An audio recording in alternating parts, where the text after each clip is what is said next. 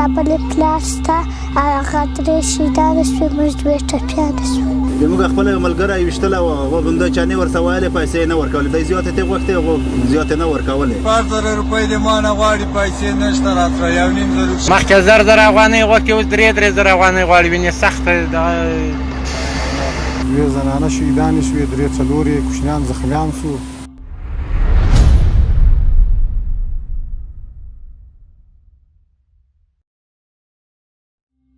د یوې بلې نادودې بیان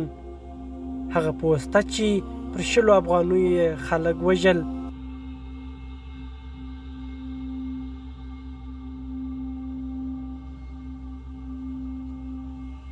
د ترنک د سیند پر غاړه آباد هغه کلي چې د تیرو 100 کلونو په اوږدو کې د ارام ساه نه ده اخیستې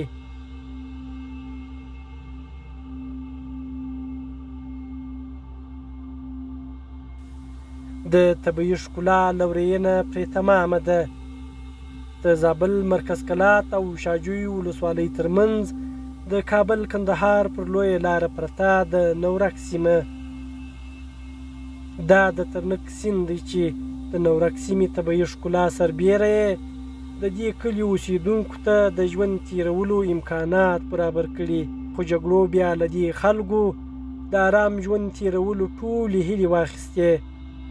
د اوسیدونکو ټولې خاطرې د وحشت او تباهۍ کیسې لري بیا مې له دغه پله سره خپله سترګو لیدلې دي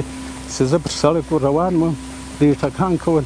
او خواته کوکې والا یې وویستی دلته یو بل نفر و هغه منډه واخیسته دا کوکې والا پر دا پښه ولګېدی بالا یې نارې ولې زه د سړک پر دا بله ځای وم بالا ټکان و له وامه دورې ونه ګرځېدم د لیخونو ټکان وله ظلمونه کېدل خو دغه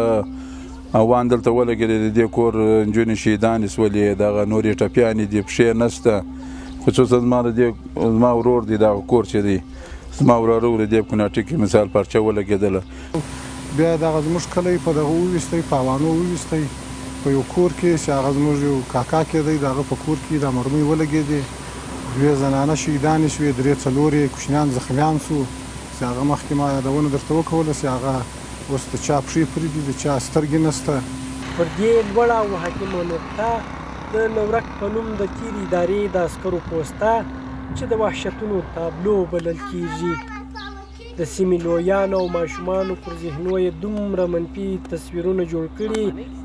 چې انساني وجدان او ضمیر یې بیان ته حق پاتې کیږي زه 15,000 افغانۍ د نورک په پوسته باندې زه سره چیرس بلم 15,000 افغانۍ غواړي دغه استادان چې ګوره ولاړ دي 15,000 افغانۍ ځینې غواړي 4,000 روپۍ د ما نه غواړي پیسې نشته راته 1,500 روپۍ 4,000 افغانۍ دغه استاد څه غواړي وایي پیسې هم نشته راڅخه موټران هم دغه چې ګوره ډېر ولاړ دي 4,000 افغانۍ دغه استاد څه غواړي مخکې 1,000 افغانۍ غوښتې اوس 3,000 افغانۍ غواړي وینې سخته موټروانان غریبانان یې وموالو ښو ټکان هم کړي کنځا وینکي بس نو خدای پاک یې ارامي راولي نور به څه نه وایي خو پیسې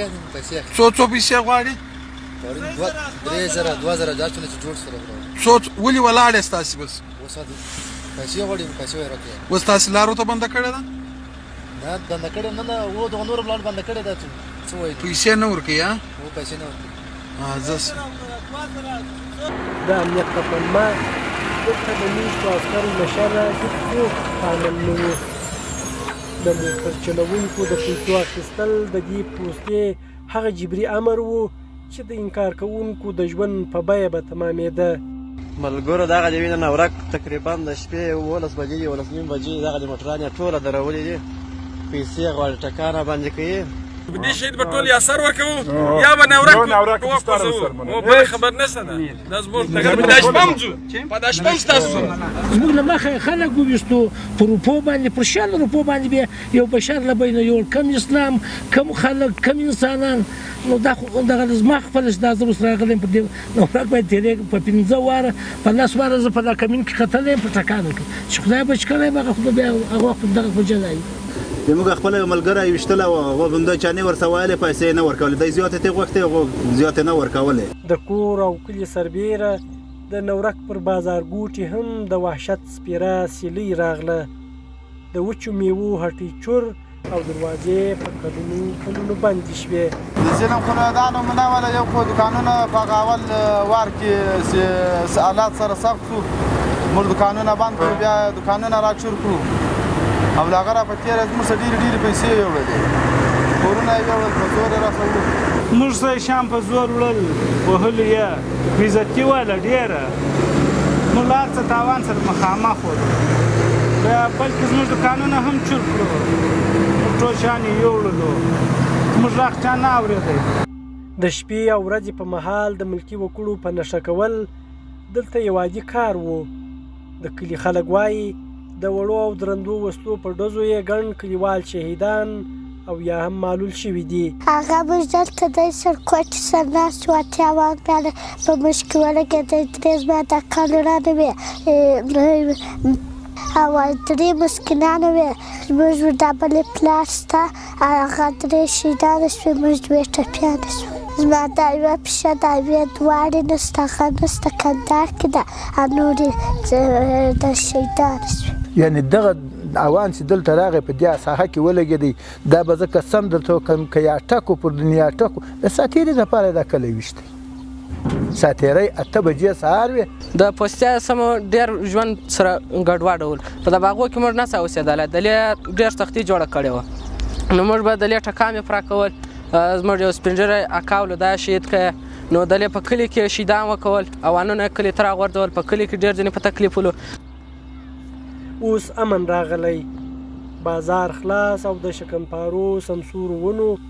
کلي ته د سکون او ډاډ تازه ساه ورکړې ده. د اسلامي امارت راتګ ته خلک خوښ دي، سر او مال یې په امن او د ژوند ورځنۍ چارې له ویرې پرته پر مخ ځي. موږ خو دوکانداران یو، پخوا به دا ته ډېر ستړي وو، ډېر ستومانه وو. شکر الحمدلله د شپې له 10 بجې دي 11 تر سهاره پورې دوکانونه خلاص وي، ښه امنیت ده، ښه مو خوشحاله وي، ښه ژوند مو خوشحاله ده، له مجاهدینو خوشحاله وي، هر څه ټول برابر دي، ټوله کیسه برابره ده. مهربانی خدای پاک است که اینمی طالبان آمده، امارات آمده که ما این تو آزاد شدیم. اگر نه در اینجا کشتر نمیتونید در زیر پوتین نورک اینجا کشتر نمیتونید، در دزدی تیر میشود، در 20 نفر میکشتک. این ناری که لوت اونجا پرتو اگر کس نیست سعی کرد ما را جرم کو. خو شکر الحمدلله ډیر امنیت رونا ده، که د شپې دي که د ورځې دي، یو څوک په چا باندې کار نه لري.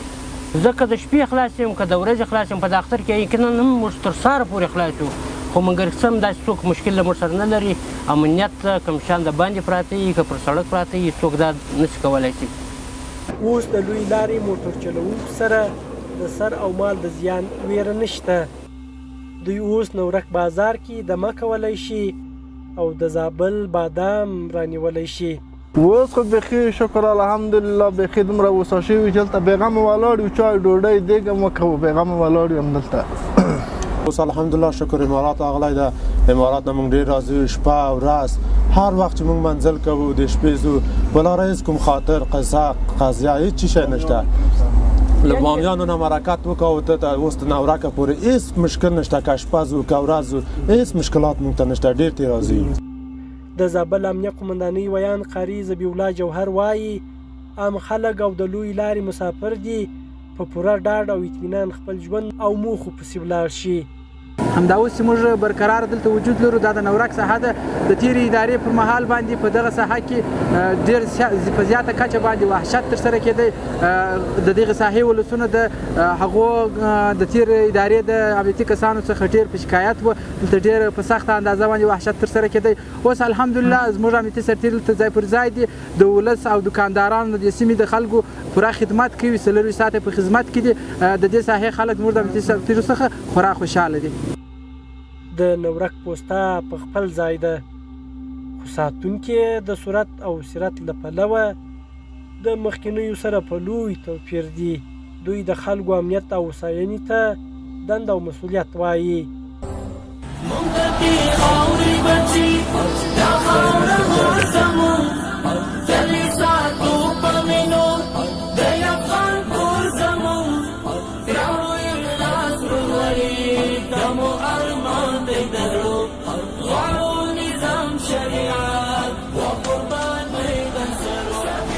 موږ شکر الحمدلله شپه او ورځ 24 ساعته د ولس په خدمت کې یو نو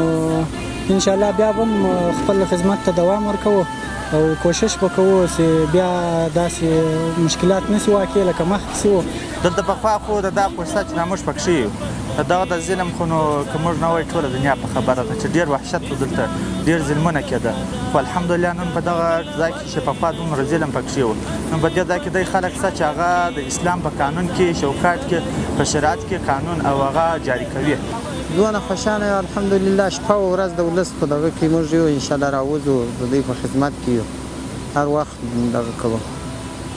ولس ته موږ دا دغه کوو چې زموږ سره همکاري وکړي او موږ د دوی په خدمت کې شپه او ورځ انشاءالله دغه نسو کوای چې دښمن راسي زموږ دغه له کلاته تر غزني پورې د کابل کندهار لوی لارې د امنیت مسؤل حفیظ مطیع الله خلکو موټر چلوونکو او مسافرو ته د ډاډمن امنیت ډاډ ورکړ. نو د نورک په سیمه کې باندې راوتلي په غزمه باندې د دکاندارانو د استادانو څخه پوښتنې کوو چې په لارې کې څه کار مشکل شوی و څه خدمت و هغه خدمت انشاءالله کوو. ولس ته مو دا ډاډ دی او دا اطمینان ورکوو چې که په شپه وي که په ورځ موږ خدمت ته حاضر یو که څه که هر مشکل دی او پر موږ باندې غږ وکړي موږ ورته حاضر یو. نو هغه ته دا اطمینان ورکوو که پر لارې باندې هر مشکل وي لکه په شخصي جامه کې څوک ولاړي یا پر لارې باندې بل مشکلات پېښ شي خو الحمدلله تر اوسه پورې فتح راغلي څه مشکلات پېښ شوي نه دي که بیا هم څه یا ټکر وشي یا بل مشکل یې هغه موږ خبر شو دستي ور وځو او خپل خدمت یې کوو.